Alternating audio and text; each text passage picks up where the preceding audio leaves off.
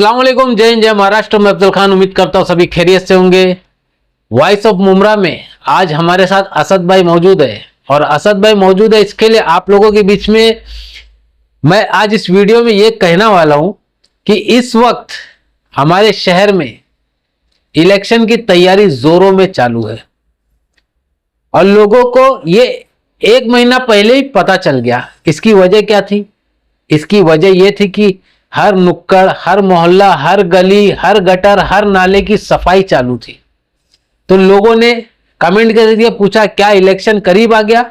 तो हमने भी कहा हाँ, दिख तो ऐसी रहा है, क्योंकि हमारे जो नगर सेवक जो 5 सालों से 10 सालों से सोए हुए थे वो कहीं ना कहीं जाग गए। तो आज असद भाई हमारे साथ मौजूद है। असद भाई से पूछेंगे इलेक्शन के रिलेटेड, अभी जो हमारे नगर सेवक का इलेक्शन करीब में आ गया, लगभग 20-25 दिन या महीने भर के करीब टाइम बचा हुआ है। तो इसके बारे में असद भाई क्या बोलेंगे? लोगों को क्या मैसेज देना चाहेंगे जो इतने सालों से हमने अपने शहर में जो चाहा, जो मतलब हम लोगों को मिलना चाहिए, कहीं ना कहीं वो चीज हम लोगों को मिली नहीं। पब्लिक को, आम जनता को उस चीज के लिए रोड पे, सड़कों पे आना पड़ा अपने हक के लिए, लेकिन उसमें कहीं ना कहीं हम लोगों को हमारे नगर सेवक हो गए या आमदार हो गए, वो लोग नजर नहीं आए। इस चीज पे आप क्या कहना चाहेंगे हमारे व्यूअर्स? देखो, बहुत बहुत शुक्रिया अफजल भाई। मैं राजनीति और पॉलिटिकल में हूँ नहीं, और मैं नहीं तो हूं तो मैं भी नहीं। हाँ, मुझे बता रहा हूँ मैं आपको कि मेरा पॉलिटिकली और कोई बैकग्राउंड नहीं है और मैं बहुत ज्यादा राजनीति में समझ नहीं रखता हूँ, लेकिन चीजों को पढ़ते रहता हूँ, चीजों को देखता हूँ, न्यूज है, आर्टिकल्स है, तो समझ में आता है कि इतना तो अल्लाह ने समझ दी है कि हमको नेता कैसे चुनना चाहिए और हमारे शहर को अगर बनाना है तो हमको क्या विजन रखना चाहिए और क्या रीजन रखना चाहिए। और नेता का देखो, सबसे पहली बात मैं आपको बता दूं, इलेक्शन की कोई भी इलेक्शन हो, चाहे एमएलए हो, चाहे वो एमपी हो, चाहे नगर, अभी हमारे जो मुद्दा शहर का है वो अभी इलेक्शन आया, नगर सेवक कॉर्पोरेशन का इलेक्शन होने वाला है। तो सबसे पहली बात, जितने भी वोटर्स हैं, इंक्लूडेड मी और यू, हम पैसे के लिए या किसी चीज के लिए वोट नहीं डालेंगे। वोट हमारा अधिकार है, हम वोट डालेंगे अपने शहर के लिए डालेंगे। कोई भी नेता आएगा, हम उनसे पूछेंगे ये काम क्यों नहीं हुआ, हमने आपको वोट दिया था, ये काम नहीं क्यों? क्योंकि हम पैसे और चीजों को लेके पीछे हट जाते हैं नेता, और 5 साल तक नेता से बात नहीं, हाथ मिला पाते हैं, क्योंकि नेता देखता है आपने हमसे पैसा लिया है, जाओ नहीं करेंगे काम, और हमारे पास कोई जबान नहीं, हम बोल नहीं सकते, और किसी के ऊपर डिपेंडेंट ना रहें कि ये हमारा माई बाप और ये नहीं, नेता तुमसे है, तुम नेता से नहीं हो। पहली बात तो आप समझ जाओ, आप वोट नहीं देंगे नेता कोई नहीं जीत पाएगा।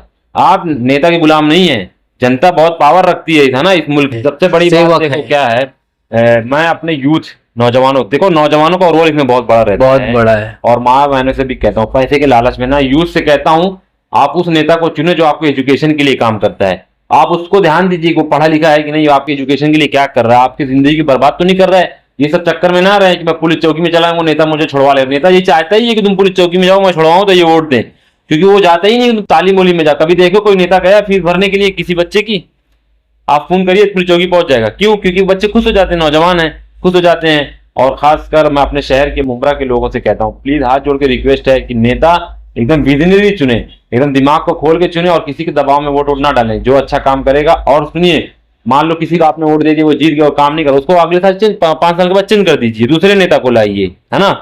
रेवोल्यूशनरी करेंगे तो आप आगे बढ़ेंगे, आपका शहर अच्छा होगा। लालच में वोट डालेंगे कभी नहीं होगा। क्यों? क्योंकि नेता ने पैसा खर्चा किया, 5 साल उसको अपना रिकवर करना है, तुम्हारी काय के लिए सुनेगा।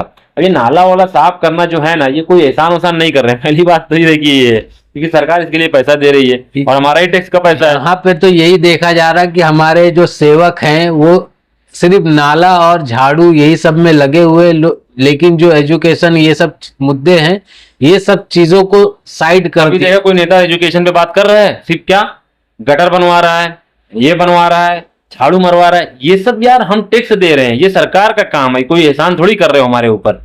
एजुकेशन की बात करो, स्कूल बनवाने की बात करो, अच्छे टीचर्स को लाइए, हमारे बच्चों को अच्छी कोचिंग बनवाइए, ये सब चीजें करिए ना यार। तो बच्चा जब हमारा पढ़ेगा तभी ना आगे सवाल करेगा, तभी ना आगे बढ़ेगा। पढ़ेगा इंडिया तो बढ़ेगा इंडिया, पढ़ेगा मुमरा तो बढ़ेगा मुमरा। तो मुद्दे को पहचानिए और नेता जो चुनिए उसको अच्छे दिमाग से चुनिए, पैसे की लालच में ना है, तो आप ही 5 साल भुगतने वाले हैं और आप ही उसके हकदार रहेंगे और आप ही जिम्मेदार रहेंगे जो भी चीजें होंगी।